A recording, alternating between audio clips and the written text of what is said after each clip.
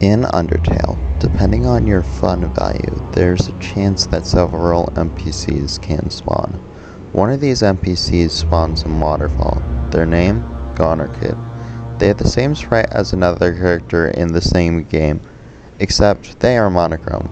Strangely, there's a monochrome character in Undertale that lacks a non-monochrome counterpart in the same game, but has one in Deltarune, one of the Gaster followers. I think that between these characters, there's a linear connection between Deltarune and Undertale.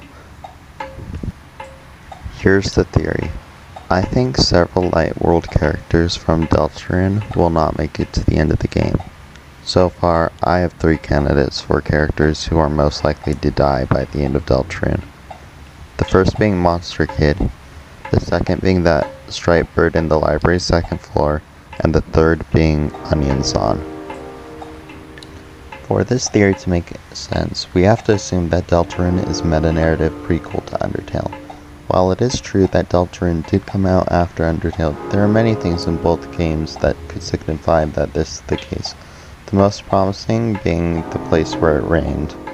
The reason why I believe this is significant is due to how the song in Deltarune is just, one, it's raining somewhere else without the Sans melody, and 2, it is past tense compared to how it's raining somewhere else is in the present tense. This could signify that Sans in Undertale was originally from Deltarune's universe.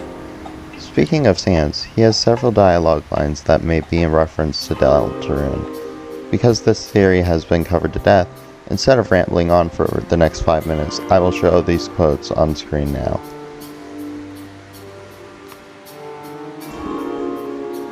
You can pause the video to look at these quotes, however, I cannot read these due to my medical condition of being an Undertale player.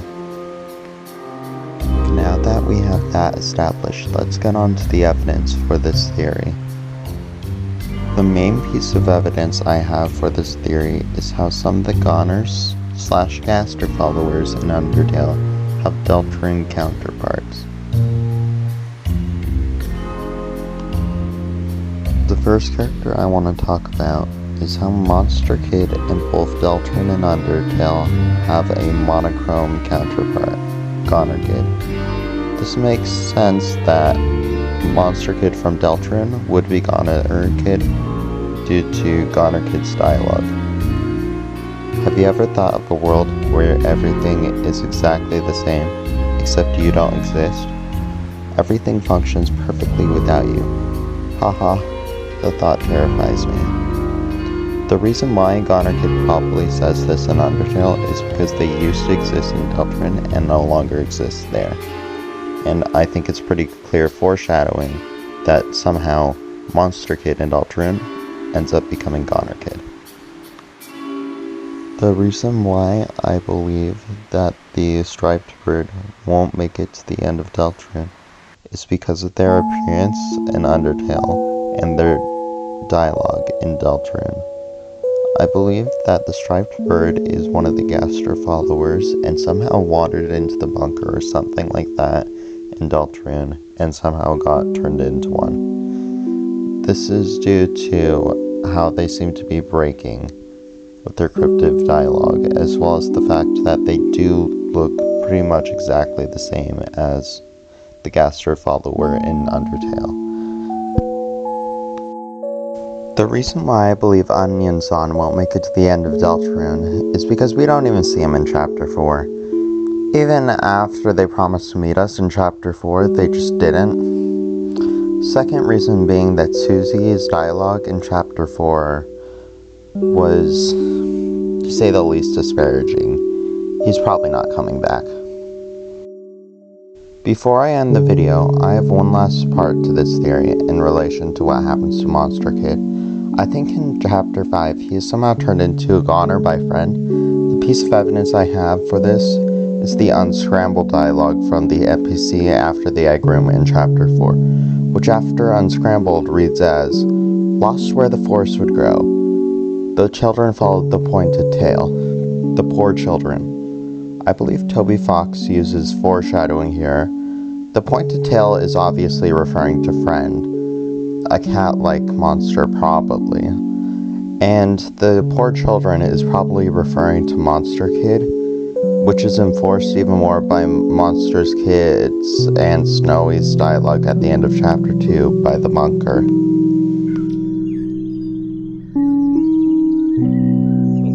Quitting my hair from the video. While this clip plays, I just wanted to let you know that I'll be starting college in the fall. I'd love to keep posting videos, however I may be unable to if I don't get monetized, due to being broke. If you'd like to ensure that I'm able to pursue my goal of content creation that I've had since I was 5, and if you don't want me to have a lifelong student debt, then please like and subscribe. If we eventually do pass 500 subs, and if you are mobile, you may be able to hype the video as well. I'd love it if I could get some advice/constructive criticism in the comments for how I could do better. I want every video I make to be better than the last. Thanks, back to the video.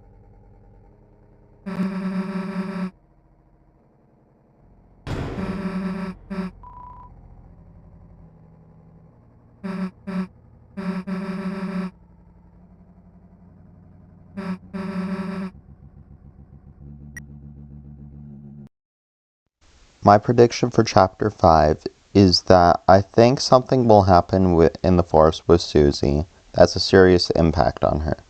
Snowy notices this and then proceeds to make fun of her, then dares Monster Kid to go in the forest and check it out. The fun gang then goes to save Monster Kid only to find out it is too late. He has become a goner. Hey, if you're still here, thanks for watching my video down to the very end. I wanted to thank a few of my friends for pushing me out of my shell to make this video. I've shortened their names down to 3 letters because I want this to be a surprise, and I also don't want to reveal their full names. So thank you Sky, Shay, Jimbo, and Kel.